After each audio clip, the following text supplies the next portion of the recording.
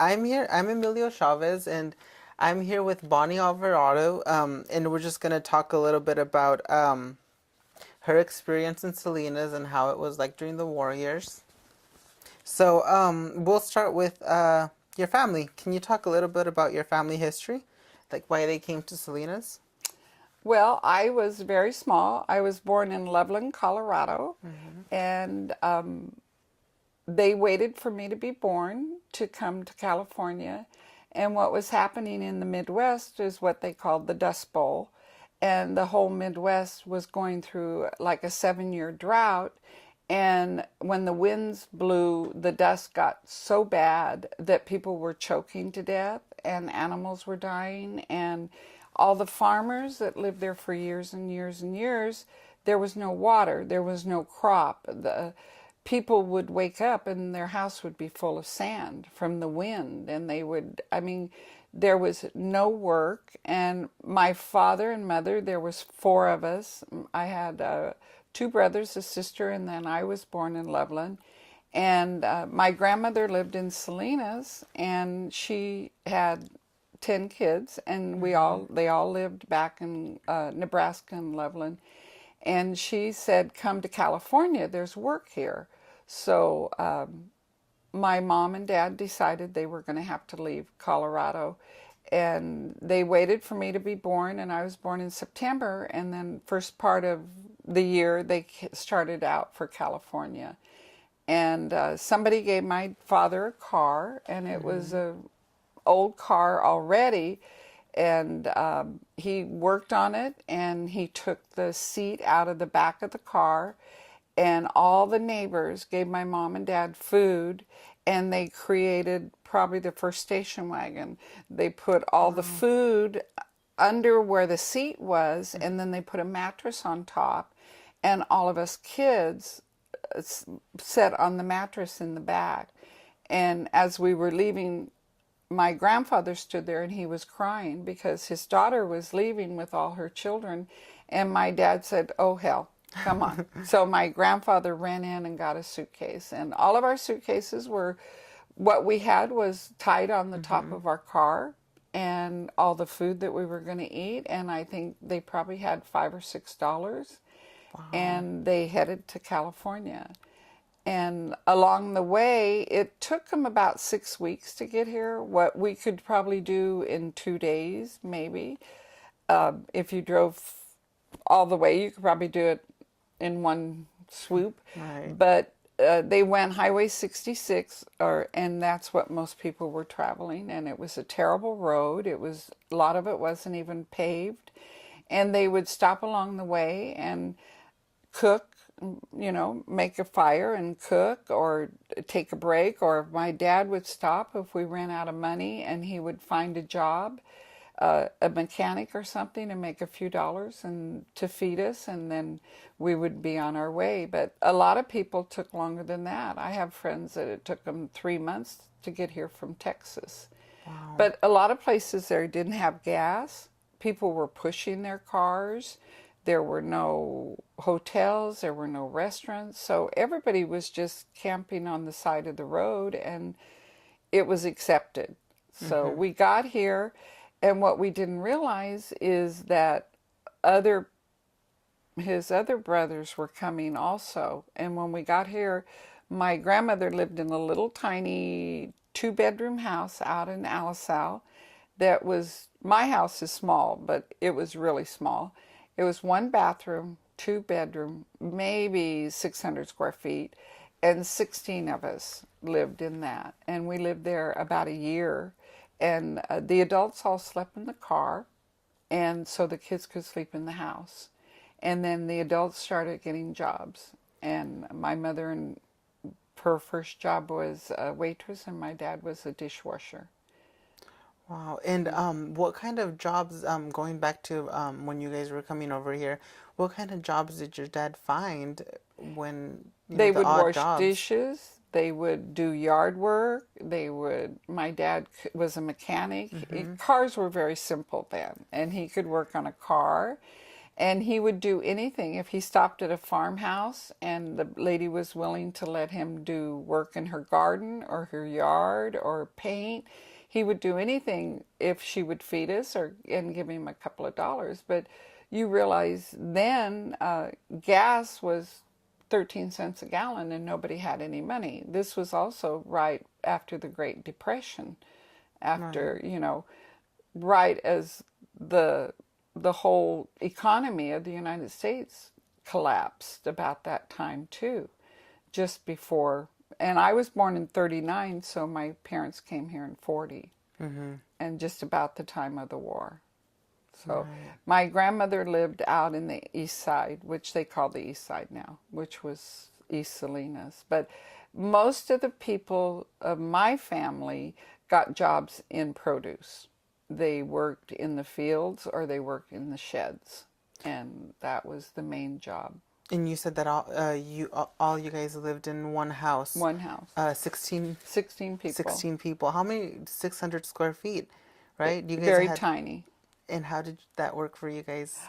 I know people slept in shifts Mm-hmm. because if you were working, then somebody else could sleep, and Mm-hmm. and my grandparents, they did the best they could. We didn't know everybody was going to show up at once, and we had my grandfather with us too. So he got a job, and then as soon as we could save some money, our first house was a converted chicken coop, and it was in East Salinas, and everybody was coming here during the Dust Bowl. People from Oklahoma, Alabama, Colorado, all those all those states were being affected by the Dust Bowl, and so all those people were just coming in mass. And John Steinbeck wrote about Grapes of Wrath and how poorly people were treated, and how poorly people were paid. And Mm-hmm. everybody was coming. They would actually send flyers to the Midwest, say, come, we have jobs. And then people got here and they didn't have jobs. Too many people showed up at once. So then they were probably expecting less people, or that might have been I don't think they really knew, but once they took advantage of so many people wanting the labor. same jobs, they could treat them poorly, not pay them hardly anything. And John Steinbeck wrote more about the San Joaquin Valley Mm-hmm. than about our Salinas Valley. But the people in Salinas did not like John Steinbeck's book, even though he was born here, Right. because they felt like he misrepresented how people treated us, and how, but it a lot of it was very true.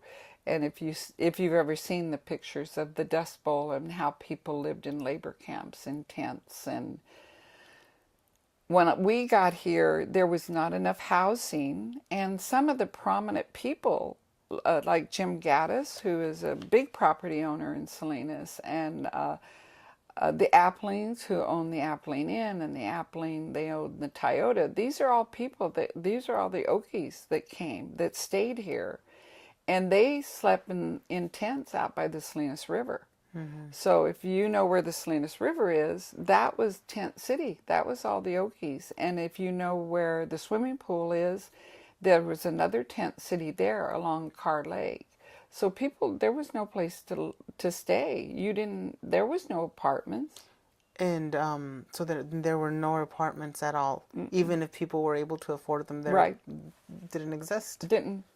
And what had happened is Mr. Burke, who was an entrepreneur from Oklahoma, he came out and started building Little Oklahoma in Salinas. And that's what my grandmother had, is one of Mr. Burke's house. He built like 600 square foot, just the exterior, and then each person, it was up to you. You could buy one for $300 or $400 on a piece of property. There was no plumbing. There was all septic tanks, and there was no electrical. It was, Mm-hmm. it was very, there were no streets, sidewalks. It was very primitive when Alisal first started. So it was just an empty piece of Yeah, land. And that my friend owned property on the corner of Del Monte and Williams Road, and that's where the Alisal Elementary School was built. And her father had a chicken ranch there, Mm-hmm. and he sold the property to Alisal Elementary School District, and they built a school on his chicken ranch. So life has changed a lot. I'm 74, so in 74 years, it went from chicken coops and no sewers, and when we came, there was no water system. So I have a friend, same lady that had the ranch. Her parents started the water company because we only had wells, and so it's like building from the ground up. Exact. So then each neighborhood or each family had their own well. How did Each family had their family? own septic tank, but Uh-huh. if you had a well, maybe two or three families Because used. that's really expensive. Well, you had to dig a well. So the man who had the best, people started asking him, "Can we get water from your well?" And as people came, he realized he needed to put lines in. And she said that they used to put lanterns, gas lanterns, along the street so people would know where the water lines were. So I mean, it was all primitive. There was no PG&E digging lines or anything. So when they first started, her brother and dad and them, they would dig the line and lay the water line to your house, and you would buy water from them. And then they just expanded as the demand came, and they developed the Alcoa Water Company. So all of these Okies Basically. that came here, the one man, Bill Ramsey, he owns Man Packing, which is a huge company in Salinas, and he came from Texas with 8 of his siblings. And it took them months. They pushed their car because there was no gas. Right. And they weren't from the Dust Bowl. They came because of the stock market. His father lost everything when the stock market crashed. Mm-hmm. So Yeah. And what do you remember most when you were young, growing up? how simple life was. I think that when you think back, my mom and dad bought a very small 2-bedroom house, and there were 10 of us. By then, my brother was born, and my uncle had rode the railroad trains. He was a hobo. He went when we all got here. He wanted to come, and he got caught trains and came here. And we had a nephew living with us, so there was 10 of us. And my mom and dad bought a very small house for $500, and my dad built a 2-story and made it bigger. And our neighbors were all Okies. I mean, we were all from Oklahoma, Alabama, Colorado, but as far as everybody was concerned, we were all Okies. Yeah. Even though I'm from Colorado, I was always considered an Okie. And it was okay. We were all poor. Everybody helped each other. You didn't have to have a building permit. And when you wanted to build on, you just built on. And we lived 1 block from my grandmother, and my uncle lived another block, and another uncle. All of us kind of stayed together, kind of like the Mexicans are doing now. They're all in the Alisal, and they took over Little Oklahoma. Now it's Little Mexico. It's just a different culture. It's different Yeah. cultures. They, move there and everything changes, right? But when I lived there, you could play outside in the street and play baseball, kick the can. You could run up and down the street. Kids were out till it was dark. Nobody shot each other. Nobody fought each other. And if my neighbor down the street told me to behave, I listened. I respected them. We were in each other's homes. We had coffee in our neighbors' homes every week. The women would get together and have coffee. So we knew all our neighbors. If one needed help, my mom had voting in the house. We had Girl Scouts and Boy Scouts, and I mean, it was just different. I do not see any of that neighborhood feeling anywhere. I don't know. I know maybe one or two neighborhoods that I've been in that where the neighbors really support each other and help each other. And you don't see people outside. I mean, we used to be Right. outside. Nobody's outside anymore. I would no more let my kids play out here, and people are fearful. Mm-hmm. It's just become very different, very different. It was very simple, what I remember. And You used to play with your siblings? oh yeah, yeah, and the neighbors, and I could go down my street today. I mean, I go back and look at my house every once in a while, and I could say, oh, the Hollenbecks lived there, and the Goins boys lived there, and the Ramseys lived there. I could tell you every house that all my friends lived in. And one lady still lives out there that lived across the street from me, Frances Lewis. She still lives out there. So I still go out in the neighborhood. I loved Alisal. It was a Mm-hmm. wonderful place to grow up. But by the time we got, I mean, when we went to grade school, it was all Okies. It was all very poor people. If you had a pair of shoes, you were very lucky. So then, would you say that you would be in school? Was it different? Like you, like all the Okies, were they like by other kids? Were they teased? Well, we didn't go uptown. At one time, when my parents first came, the police used to sit at the railroad track. The police cars would sit there to discourage the Okies from coming into town, Oh, wow. into downtown Salinas. People didn't want the Okies. And you get the same feeling about the Mexican people now. You know, there's a big discrimination. And I'm married to a Mexican. My girls are all married to Mexicans. But there was definitely not, the Okies were not welcome. We kept to ourselves. And as long as you were at Alisal Elementary School, everybody was the same. Everybody at Fremont School and Sanborn School, all the schools, they were all just filled with little Okie kids. The kids nowadays, you know, they have to have this clothes and that clothes and shoes, and we just didn't. We didn't have a lot of stuff. And our meals were one pot. We either had a pot of beans and cornbread, or chicken soup, or spaghetti. We didn't have meat. We didn't barbecue steaks and chicken, and we didn't. Nobody did. Nobody did. The big thing was fried chicken on Sunday. Mashed potatoes, fried chicken, potato salad. But nobody was buying steaks. But nobody else was either. So, and we made our own ice cream, and it was just a wonderful place to grow up. So as a child, you were very We were isolated mm-hmm. But at and the same time, you were very happy. happy. And all of my cousins were the same because they all lived out in the Alisal, same place we did.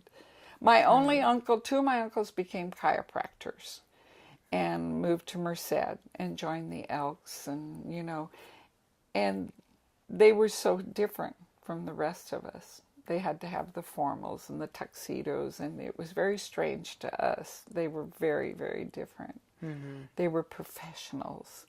But we found once we hit junior high, we were still isolated because we were still out on the east side. We were still in Alisal. The rude awakening was when we went to high school. And when we went to high school, all the kids that lived uptown that had the nice clothes, that had the more professional parents, we just kind of clashed. We stayed separate. The Okie kids kind of hung together, and the uptown kids hung out together, and that's how it was. It was just normal. And Right. if you look at the yearbook, the uptown kids are the ones that were the officers, that were in the camera club, that ran the school, that were the cheerleaders. They were all the kids that lived uptown. And very few of you participated in Right, those activities. right. And what we found also was the uptown kids, their plan was to go on to college. We didn't have that mentality. Not a lot of my friends or the Okies set out for college. Very few had that goal. What we ended up doing is we got married and started our family and got jobs. And I graduated in June and got married in October. So it was sort of like a cycle. Yep. It was sort And of like a cycle. and that was okay because that's all we knew. So all of my friends were doing the same thing. All of us were getting married when we were 17 and 18 years old. Mm-hmm. And by the time I was 20, I had a baby and all my girlfriends had babies. So it's okay. And we still stayed with our same friends.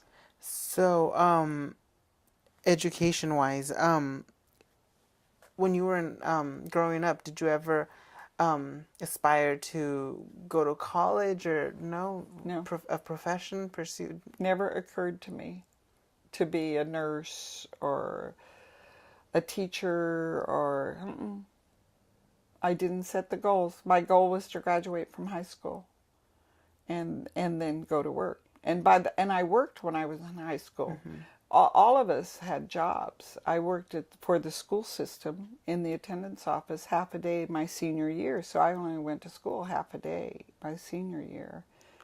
All that was required was math, and PE was always required, and then in summer school you would take history or government and get those out of the way. But those are the requirements. It wasn't, the education system really sucked.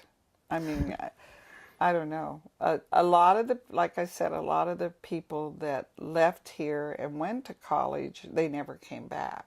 Mm-hmm. And all of us from Alisal that got married and started families, we stayed.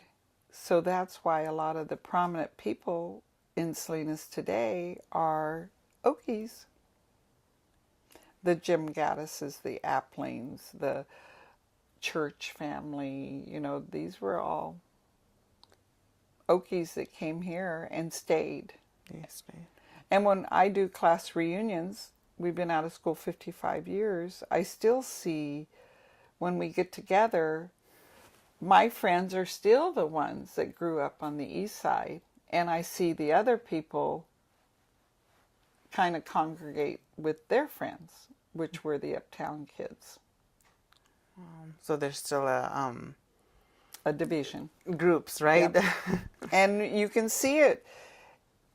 They're more reserved and we're more outgoing and more relaxed. I don't know. I don't know, it's because they were professional people and don't know how to, I don't know, relax or what. But I still see it when we go to class reunions. So, but I still have made lots of friends with people that were the uptown. Now, because my husband went to college. He went to Hartnell for a while. And he joined Pi Delta Kappa, which is a fraternity.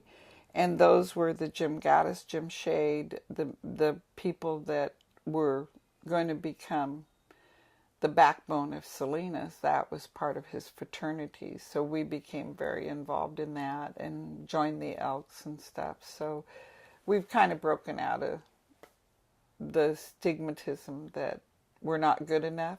Right. Yeah. And that was the stigmatism, that you weren't good enough.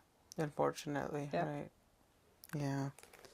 And so then, in terms of education, again, your family never encouraged you or anyone. Was it something that was never mentioned? It wasn't even a given. My oldest brother graduated from high school and went right to work. My sister graduated from high school, went to work for the phone company.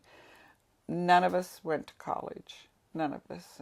My brother joined the Navy Army when he was 16. And I got married, and I was working in high school, and as soon as I got out of high school, I was working for Bank of America. Oh, wow. And it never occurred to me that I should go to college. I was already getting married, and my friends were all getting married, and one or two of my friends went to school and became airline stewardess, and I thought, wow, that's awesome. You know, that she stepped out of the box and did something different. But even as young married people, we continued the same cycle. We still stayed together, went to each other's children's birthday parties. You know, we had New Year's parties, Christmas parties, and it seemed to be a lot of the same people that we went to high school with. So very few people, you would say, sort of stepped out of the box, Right. did something different. Yeah, Right. because I don't think Bill Ramsey, I don't think he went to college. I don't think Jim Gaddis went to, these are people that are still in Salinas. Sue Appling didn't go to college. She owns the Toyota company here. These are people that stayed. The people that own Granite Construction, the Wilkersons, they were friends of ours. They sold their company for $5 million. And he was an Okie from Muskogee. I mean, he was more Okie than me. And they were just hardworking people who created businesses that grew. And they didn't go to college. Yeah, and somehow helped Salinas. Yeah. What it is today. Today, Right. still, and their families continue because Don Nucci's family was also very strong in this town. And you were asking me how it was when I came here during the war and stuff. And one of my dad's first jobs was he was a dishwasher, and then he got a job loading lettuce into what they would do is all the lettuce would come to a shed, and all the lettuce would be packed in cartons, and then it would go down a conveyor belt. And my dad would pick up these cartons of lettuce and throw them into box cars on the train. And then they would have huge chunks of ice and blow ice into the boxcars, and that's how they shipped shipped lettuce before they learned how to vacuum cool. And during the war, my dad had been drafted, and he was going to go into the Army. And Don Nucci's father, Mr. Nucci, owned the packing company, and he went to the board, what do they call it? Where your the draft board, and he told him, I really need Keith Wright to work for me. He's one of my best workers, and what I do during the war is provide food, and I need him. So the draft board deferred my father to not go into the Army, which was wonderful because my dad didn't have to leave, and he had a big family to raise. Right, and you guys obviously didn't want him to leave, right? Right. During the war, really no. hard Yeah. for your family. Yeah. And my mother went to school and became a nurse. So, I mean, she wasn't well educated, but that never occurred to me to go to college to become a nurse. And your mother went to school in Hartnell. They had a Hartnell. nursing program at Hartnell, and she went there and had 5 kids at home. Where did she work here in Salinas? When she worked at Natividad for 27 years. Wow. So she was a nurse at Natividad, and my sister got tuberculosis, which is a disease of the lungs, and at that time they put you in the hospital. And so my sister was in the hospital at Natividad for a year because that's what they did. They thought if you were around people with TB, you caught it, so they would isolate you. And so my mom luckily worked there while my sister was in the hospital. But it was amazing. She had 5 kids. Her brother and her father lived with her. She went to school, became a nurse. She cooked for this huge family, and none of these prepared meals. Everything was from scratch. And she was a Girl Scout leader, a PTA member, and she did it all. She amazed me. She's really involved. Yeah, she'd go to work at 7, get off at 3, and she could do it all. The Okies were hardworking people. Mm-hmm. And I think it's a shame. Well, it's just different. Kids today don't know how to work. They don't. We're all computer. But I don't think my grandsons know how to mow a lawn. I don't. D- they live in Pacific Grove and there's no lawn, so they've never mowed a lawn. They got a little tiny yard in Pacific Grove. It never occurred to them to come over here and mow a lawn or edge. I don't think most males know how to change a light bulb nowadays. They don't. You can't work on a car. And the Okies did all their own repair work. They fixed their cars, and we've become a society where everything's hired. Right. People have somebody to clean their house. They have somebody to wash their car. I don't see my grandson washing their truck. Everybody, you go through the car wash. So what? They go to the gym to work out. Get out and do yard work. I mean, what do you? I know people who work in the fields that still pick strawberries. Some of the girls at Everett Alvarez, but really, the youth today, I don't think. Could you paint a room? Could you? Different lives, the different eras, right? Yep, Everything, things change, right? they do, and they've changed tremendously. Drastically. I mean, my dad built rentals on Del Monte. Right now, there's shootings on Del Monte, but when my husband and I got married in '57, my father rented a house for $50, an apartment, and because we were family, he rented it to us for $22.50. So that's what me and my husband paid for rent our first 3 years we were married. And we saved money and bought a house. And our first house was $12,000. And we put it on a 30-year loan. So our payments were $100 a month. And we wondered how we were going to make $100 a month house payment. Because I worked at the bank 2 weeks and brought home $92. I worked 2 40-hour weeks, 80 hours, and brought home $94. So that tells you what apples and oranges. $12,000 for a house was a big commitment. So $22.50 rent. Life changes rapidly. Now your cell phone bill's $150. Yeah, Definitely. definitely different. But because he had the rentals, I learned to paint. We have rentals now. We go in, we do our own painting, we do our own yard work, we can do most of our repairs. People can't do it anymore. They just don't. You expect somebody else to do everything. You have somebody come in and clean your carpets. Right. Yep. It's just more common, and people just think it's easier. Yep. Right. That's why it's So life changes time. quickly. No, I don't have time. Yeah.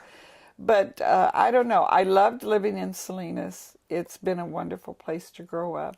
And I know a lot of people feel very threatened in Salinas. They don't feel comfortable being here.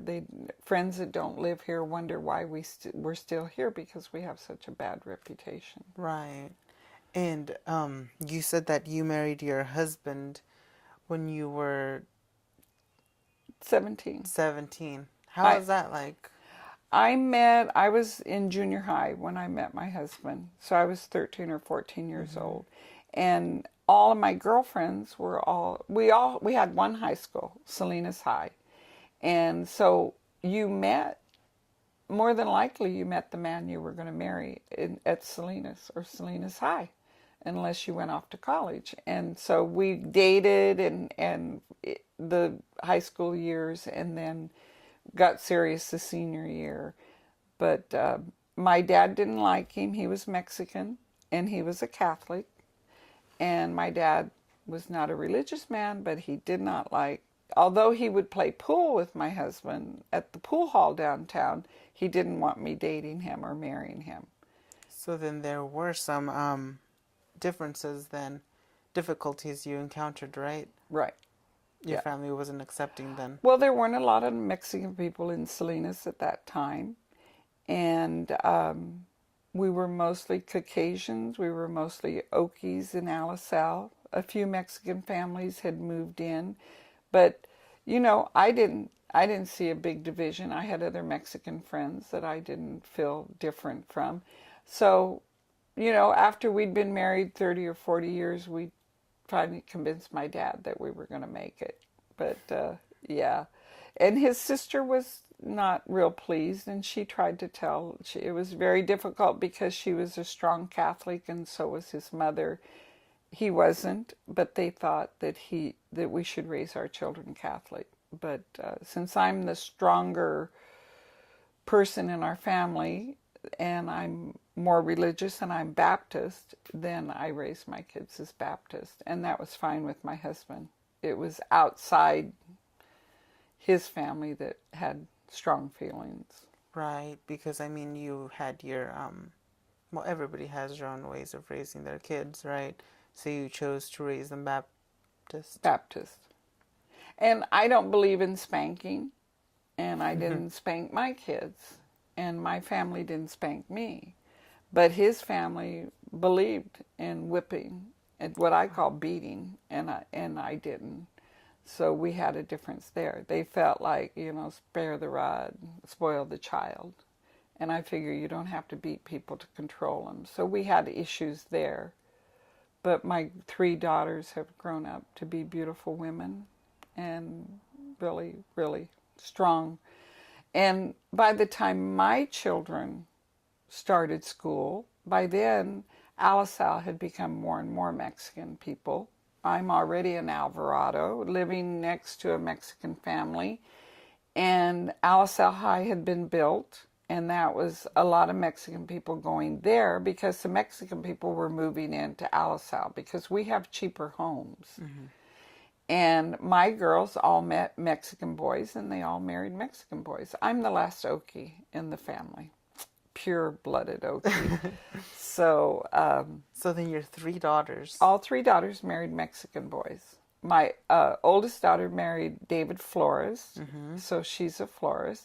My middle daughter married Gilbert Ruiz, and all 4 of them went to Alisal High and graduated from Alisal High, which is on the east side, because I never left Alisal, because I loved it. I loved Alisal.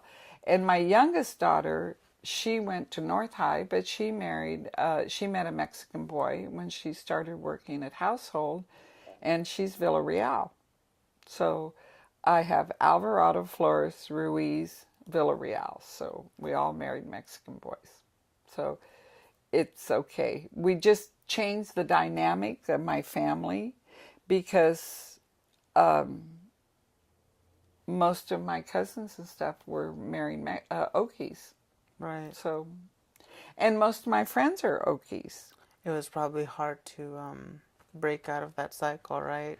So when we have a potluck, they used to, and Matt joined the Elks and stuff, and they go, if we had a Mexican thing, what are you bringing? I'm bringing Matt, So, I mean, he's adjusted. We still have a lot of, I'm very, very good friends with his sister and all of his nieces and nephews, but it's just different.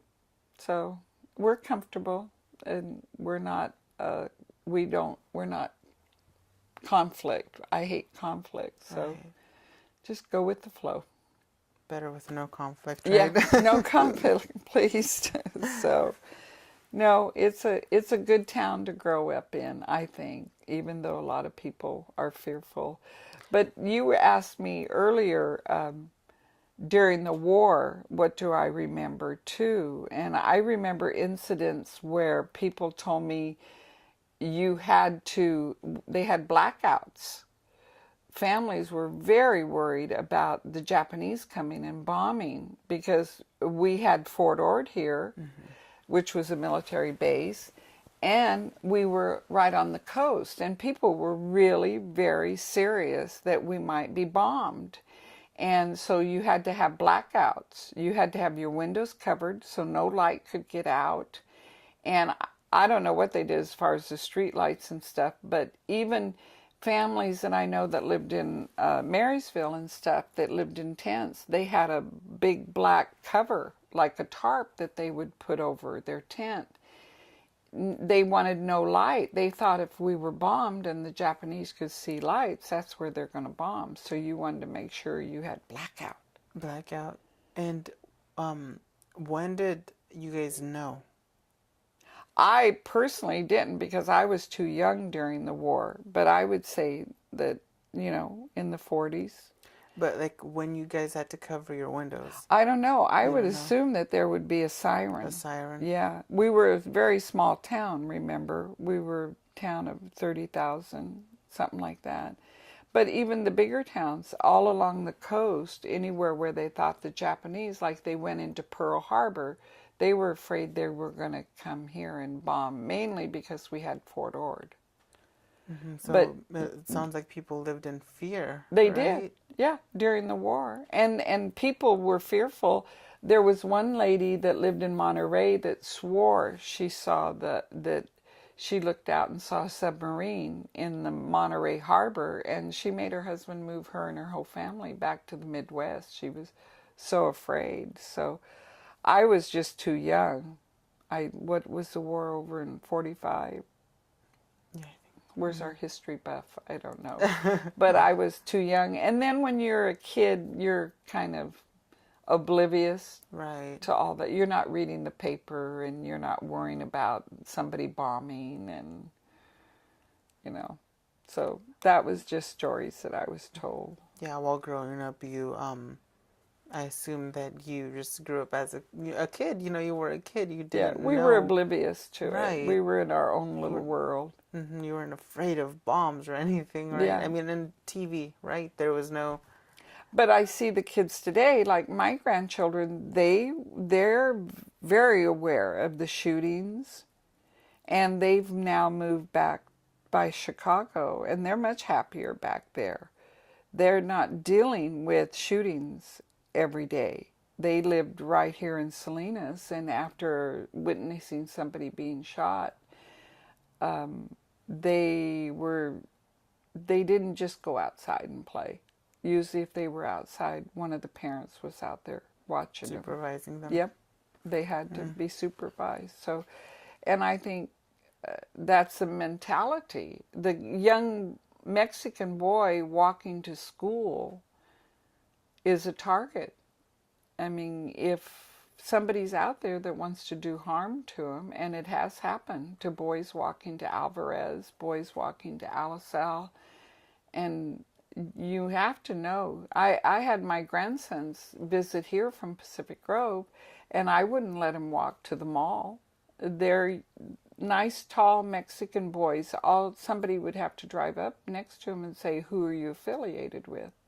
Which means, what gang do you belong to? And it is fearful, I think, for these young boys. Yeah. So, It is very hard. And so then, would you still say that the most significant changes to Selena's the violence? I see over the years, we're talking the 50s, 60s, 70s. I've seen in the last maybe 20 years, it's been getting worse and worse and worse. And I think a lot of it is people that come here, and I'm from Mexico, that aren't coming here to be a family. They're coming here to be part of La Familia, which is people who rob, prostitution, drugs. They're not coming here and saying, "I'm going to go to Salinas where I'm going to have a better life and I'm going to bring my children and I'm going to work here and make a good life." These are people that they're not doing that. They're looking for an easy life, and that involves drugs, prostitution, robberies, killings. And most of these people that are doing the shootings belong to gangs. And it's not only Salinas, it's everywhere. It's everywhere. It's everywhere. It's in Sacramento. If you want to go to Chinatown in San Francisco, if you really get involved, you'll find that there's gangs there that are very threatening. So it's everywhere where people are looking for an easy, they're not, I don't know, they're not trying to be a family and trying to be a part of the community and making the world a better place. They're very selfish, and but that's the big change I've seen in Salinas. But still, there's so many wonderful people that live here. And we're the majority. They're the minority. The trouble is they control so much and cause so much havoc. And they're the minority, the bad people. There's wonderful, wonderful people here that live here. Would you say that the most significant change is the violence then, or? Yes. Yes. And disrespect, people who disrespect other people's property. And I don't know. I belong, luckily, to a culture of Christian women, and it's totally different. I mean, we have no idea how some of these kids are raised and brought up. So we're kind of in a little bubble of, you know, I'm not affluent, but I'm not, you know, I'm very comfortable in my life financially and emotionally, and there's just a lot of problems going on in this world. But I'm lucky. It doesn't affect me personally. But I do see that there's people who do not want to come here and people who do not want to shop here. But you can't go back. You can't. And so you have to do something. I know that I went and we had a policeman talk to us, and, you know, they're dealing with a lack of police force. The police force is very short-handed, and they're driving outdated cars. And he said they didn't even have enough ammunition to practice. I mean, that's sad. When was this? 2 months ago, we had the policeman come, and he was in charge of from 3 in the afternoon to 11 at night. He was the commander, and our police station is outdated, very outdated. We're short about 30 policemen, that we should have more. And if there's a shooting, it ties up so many of the police force. If something else happens, sometimes they can't even go to those calls. So, and I just did a tour of the fire station last week, and they're shorthanded, and it's funding. So they've retired people, and those jobs have not been filled. So it's unfortunate because Salinas, I mean, the population is, you know, to growing. become more involved or more informed, we've had a policeman come and talk to us. My Christian women's group, there's 50 of us. So we wanted to be more informed about the police, and we wanted to be more informed about the fire department. So you're involved in the community a lot then? Right. And I work with the library, and I've done a program. I had speakers and involvement with telling our story about the Dust Bowl and how all of us got here. And I reached out to people who actually were old enough to remember.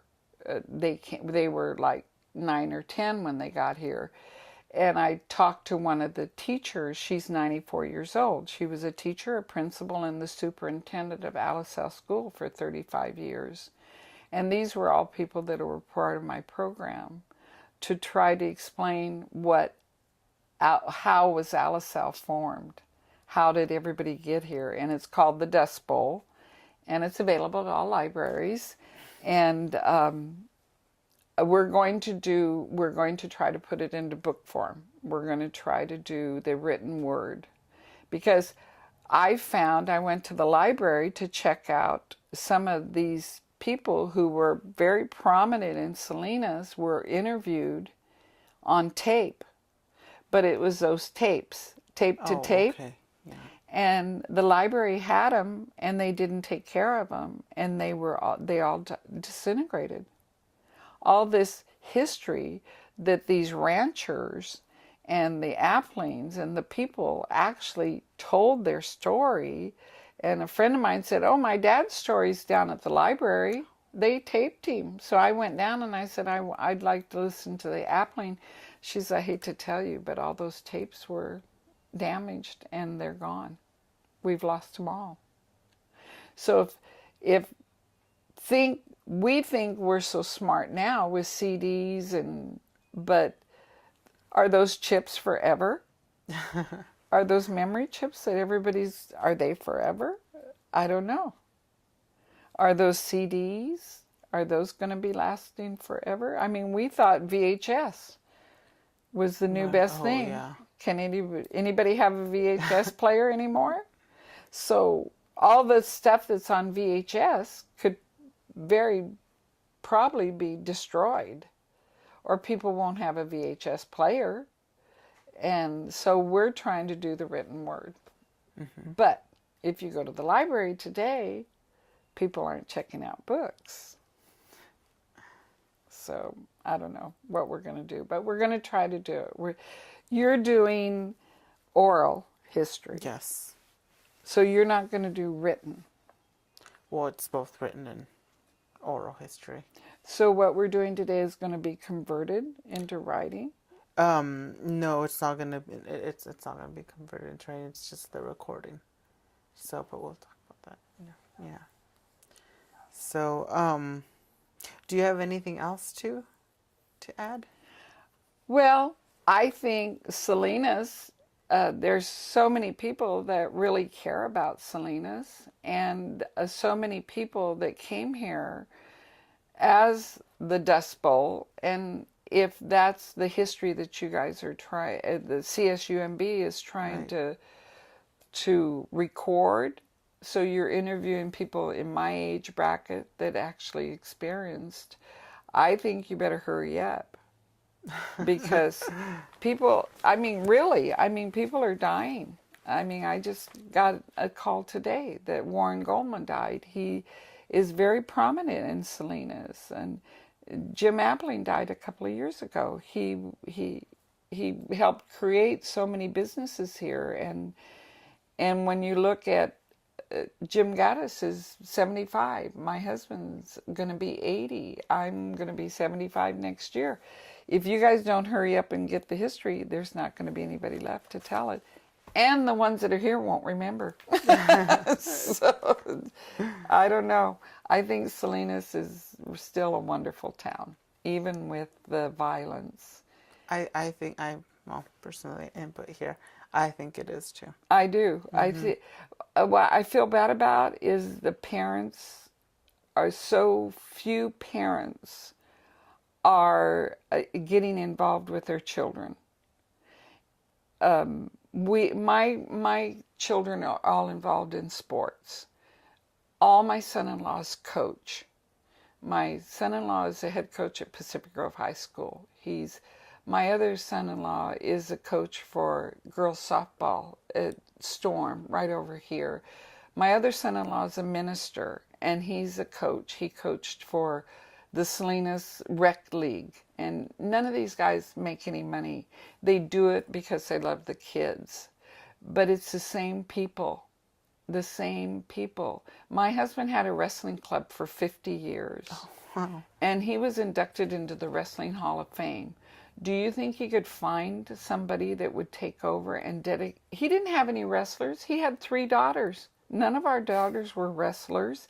He did it because he loved the sport, and he would go to the east side and pick up all these boys who had no transportation, no money, and he coached them for 50 years. He did this.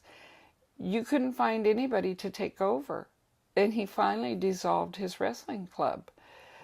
If the parents don't start getting involved with the children, our society is going to be in big trouble. And you have to start when they're little. And when you have grandparents coaching Little League, and you have grandparents raising their grandchildren, even great-grandparents raising their great-grandchildren, what is wrong with this society that you don't have more participation with the youth. I don't know. And I think that's where we're gonna lose it if we don't spend more time with our young people and guide them. Yeah, because well, it is a growing problem, right? It's been slowly. I mean, when it's the same people all the time. And I know the Mexican women are not culturally raised. I saw my mother as a Girl Scout leader and PTA, so that's what I did. But you're not seeing the Mexican people from Mexico doing that, so their children aren't learning that. I mean, you don't, the only thing I really see is soccer. And that's to me not a, it's not football, it's soccer. And that's because in Salinas we're 75-80% Mexican and soccer is their sport. So you see huge participation there. But I think right now, if you want to make Salinas a better place, get involved with the youth.